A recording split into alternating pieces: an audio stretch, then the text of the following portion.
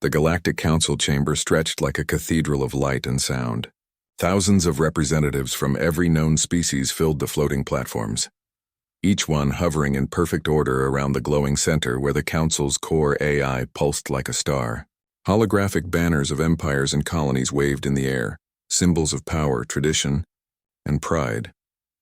Only one flag hung alone and dim at the edge of the chamber. Earth's ambassador Elena Marlowe stood beneath it, her posture calm but her eyes sharp. She had faced alien warlords, traitors, and scientists. But today she faced something worse, politics. In the center of the chamber, the High Speaker of the Council, a tall, glass-skinned being from the Farellan Dominion, raised his crystalline hands. His voice, cold and mechanical, echoed across the chamber. Today the Council votes on Resolution 4997, the exclusion of Earth from interstellar protection treaties. A quiet murmur spread through the gathered species. Some looked at Elena with pity, others with disgust. A few didn't even look at her at all. Earth had made too many enemies. In the last 50 years, humanity had done the impossible. They had colonized toxic worlds where even machines couldn't function. They had fought back pirate armadas with ships built from scrap. They had even beaten the Trelkar Empire, something no one had done in 1,000 years. But that strength had frightened the galaxy. Humans didn't bow. They didn't surrender. They adapted, evolved, and survived everything thrown at them, and the other species didn't like it. Elena spoke, her voice calm but steady, amplified through the chamber. Honorable delegates of the Council, Earth has always stood for cooperation. We've sent aid to famine worlds, shared our medicine freely, and defended colonies that weren't even ours. If you cast this vote, you are not just exiling us. You are telling every young species in this galaxy that strength, resilience, and freedom are crimes. Silence. For a moment, it seemed like her words might touch them. Then came the laughter. The laughter of the Drakari, reptilian warriors from the edge of the rim. The hissing of the Varan hive, clicking in amusement. The shimmering whispers of the Farellans who saw humans as primitive apes. The High Speaker raised a claw. Ambassador Marlowe, your species is dangerous, unpredictable. You colonize without permission. You fight wars for reasons we cannot understand. You value pride over peace. For the stability of the galaxy, Earth must be removed from the Council. Elena looked up at him. So this is it? Judgment by fear? The High Speaker tilted his crystalline head. Judgment by logic, he turned to the chamber. Delegates, cast your votes. One by one, the lights appeared, green for yes, red for no. Green, green, green. The chamber filled with the soft hum of approval. World after world voted against Earth. Elena's translator chip whispered their names in her ear. Fahrenheit, yes. Farellan Dominion, yes. Drakari clans, yes. Larathi Trade League, yes. A few small worlds hesitated, colonies that owed Earth their existence, but even they voted yes under the weight of pressure. When the final light flashed green, the High Speaker spoke. Resolution 4997 passes. Earth is hereby removed from the Council. Effective immediately, all trade, defense, and diplomatic ties are suspended. The sound of the gavel echoed like thunder. For a long moment, no one moved. Then Elena bowed slightly, turned, and walked away. As she reached the doors, the High Speaker's voice followed her. Ambassador Marlowe, we hope your people will learn humility. She stopped, half turning, her voice quiet but cutting. Be careful what lessons you ask us to learn. Then she left. Scene 2. Earth's response back on Earth. The news spread like wildfire. Across cities, stations, and colonies, every screen carried the same message. The Galaxy Council votes to ban Earth. For a moment, there was shock. Then came silence. And then, resolve. In Geneva Station, Admiral Rajan Holt, commander of the Terran Defense Fleet, stood with his officers. His gray uniform was simple, but the room around him was alive with maps, fleet readouts, and long-range scans of alien borders. So, Holt said quietly, they've finally done it. His second-in-command, Commander Lena Torres, nodded. Trade routes will close. Our colonies near Council space will be isolated. Holt smiled faintly. Good. Let's see how well they manage without our drives, our medicine, and our engineers. Humans had always given freely. They had shared their technology with colonies too poor to develop their own. They had sent fleets to rescue worlds the Council ignored. Now those worlds would feel the difference. Do we respond, sir? Torres asked. Not yet, Holt said. Let them think we're weak. Let them think we're angry. Humans do their best work when everyone thinks they're finished. He turned to the holographic map of the Milky Way. 1,000 stars glowed before him, each one a potential ally or enemy. Send word to the colonies. We stand alone now, and we stand proud. Scene 3. The mistake weeks passed.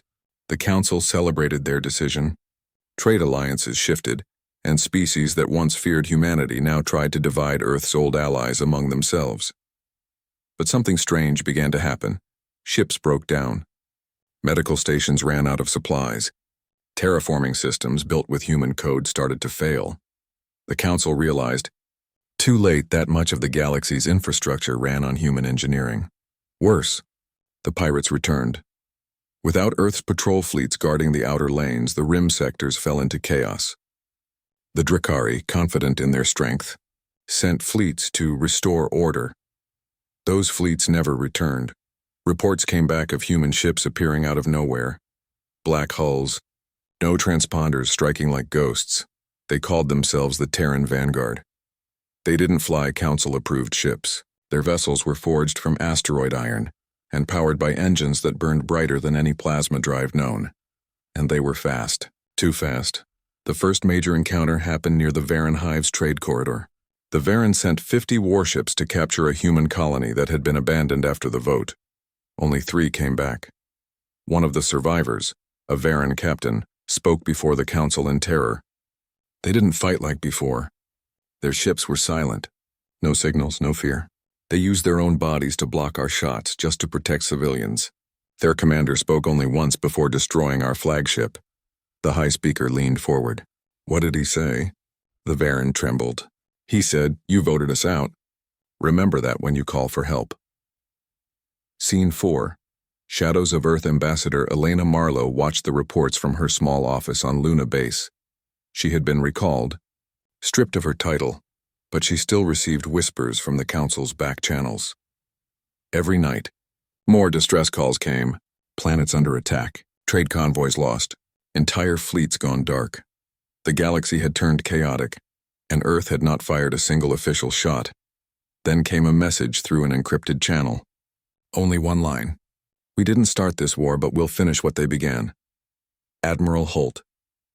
Elena stared at the screen, her heart heavy. Humanity had always wanted peace, but peace without respect was just surrender.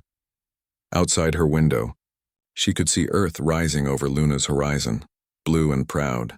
Shining like a promise, she whispered, "You wanted us gone. Now you'll see what happens when humans stop holding back."